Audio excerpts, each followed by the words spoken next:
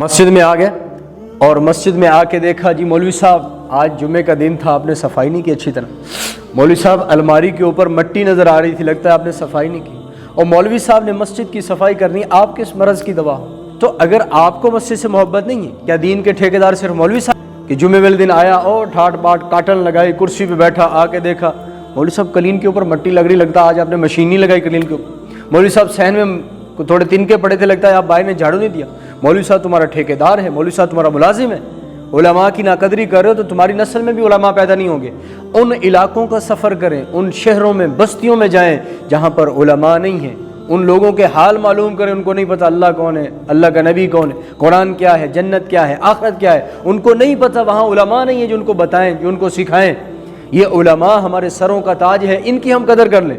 جمعے والے دن آئے، کولر کا ڈھکن اٹھایا، مولوی صاحب پانی ٹھنڈا نہیں ہے، مولوی صاحب پانی ٹھنڈا نہیں ہے۔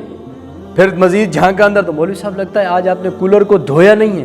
کبھی گھر کی صفائی بھی اس طرح چیک کی، کبھی گھر کے اندر بھی ایسے احکام دیے، گھر میں ایسی بات کرو اسی جھاڑو سے تمہیں مار پڑے گی، اس جھاڑو سے تمہاری کمر پیٹی جا رہی ہوگی۔ تو اس لیے مولوی صاحب پر حکومت تنخواہ کتنی دے رہے ہیں؟ 5,000، 10,000، 15,000، زیادہ سے زیادہ 15,000، 12,000۔ اور مجھے ایک مولوی صاحب دوست نے فون کیا اور مجھے بتانے لگے کہ یار میں ایک مسجد میں ہوں، امام ہوں یہاں پہ، اور 4 مہینے مجھے ہو گئے، میری تنخواہ 15,000 ہے، اور 15,000 تنخواہ کے بعد 1 مہینے کی تنخواہ ملی ہے، ابھی تک 3 مہینے کی تنخواہ نہیں ملی۔ بات کرو تو کہتے ہیں ابھی کوئی چندہ جمع نہیں ہو رہا، مسجد کے فرش پر لگا رہے ہیں، مسجد کی زینت پر لگا رہے ہیں، زیب و زینت پر خرچ کر دو، لیکن امام صاحب کی تنخواہ نہیں بڑھا رہے، اور جو متعین کی ہے وہ بھی وقت پر نہیں دے رہے۔ یار ان کی مولوی صاحب کی ضروریات نہیں ہے، مولوی صاحب کے سینے میں دل نہیں ہے، مولوی صاحب کے بچوں کے اندر جذبات خواہشات نہیں ہے کہ ہم یہ چیز کہیں۔ تو آج گرمی کا موسم ہے، مولوی صاحب پر حکمرانی کے بجائے مولوی صاحب پر حکم جھاڑنے کے، مولوی صاحب کے پاس کیا آسمانوں سے پیسے گر رہے ہیں، زمینوں سے جو رات کو اگتے ہیں مولوی صاحب صبح اٹھا کے اپنے گھر میں یہ جوڑ لیتے۔ تو آپ کس مرض کا علاج ہے؟ آپ اس طرح کریں نا، گرمی کا موسم میں پتہ چلے 3-4 ٹپ شربت کے جناب جی فلاں سیٹھ صاحب نے آج مسجد میں رکھوا دیے، جمعے کا دن نمازی آ رہے ہیں، شربت دھڑلے سے پی رہے ہیں، اس کو اجر مل رہا ہے مفت کے اندر، کتنا بڑا ثواب کما رہا ہے یہ۔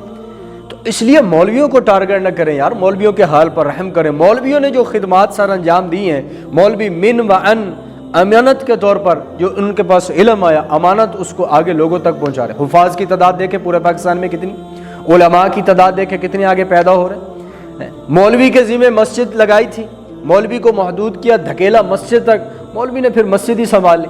باہر کا سارا کاروبار ہم نے اپنی خواہشات کے مطابق کرنا ہے، باہر کا لین دین ہم نے اپنی مرضی کا کرنا ہے۔ مولوی صاحب آپ اس میں دخل اندازی نہ کریں، مولوی صاحب آپ ہمارے معاملات میں ٹانگ نہ ڈائیں، آپ مسجد میں درس دیں، آپ مسجد میں درس قرآن دیں، درس حدیث دیں، وہ ٹھیک ہے، زبردست ہے، لیکن باہر آ کر آپ دین کی بات کریں یہ ہمیں اچھی نہیں لگتی۔ کیوں؟ کیونکہ آپ کہتے ہیں تجارت جو ہے شرعی اصولوں پر کرو، آپ کہتے ہیں سود کو ختم کر دو، آپ کہتے ہیں کوئی چیز لی ہے، کوئی چیز آپ نے بیچی ہے، اس کے اندر عیب ہے، وہ لے کر واپس آیا، اس کو واپس رکھو، شریعت یہ کہتی ہے۔ آپ ایسی باتیں کرو گے، یہ ہمارے تجارت جو ہے 2-4 ہفتوں کے بعد ٹھپ ہو جائے گی۔ آپ کہیں گے جھوٹ نہ بولو، دھوکہ نہ دو، فراڈ نہ کرو، ہم جھوٹ نہ بولے، دھوکہ نہ کرے، فراڈ نہ کرے، ہماری دکان بند ہو جائے گی، ہماری تجارت ختم ہو جائے گی۔ تو لہٰذا آپ مولوی صاحب مسجد میں تشریف فرماؤ۔ تو اس لیے علماء سے محبت، علماء کی عزت، علماء کا ادب و احترام، علماء ہمارے سروں کا تاج، اتنے زیادہ فضائل ہیں علماء کے اللہ کے بندوں۔ تو اس لیے مولویوں کو مسجد میں آ کر حکمرانی جھاڑنے کے اپنے ان سے محبت کریں۔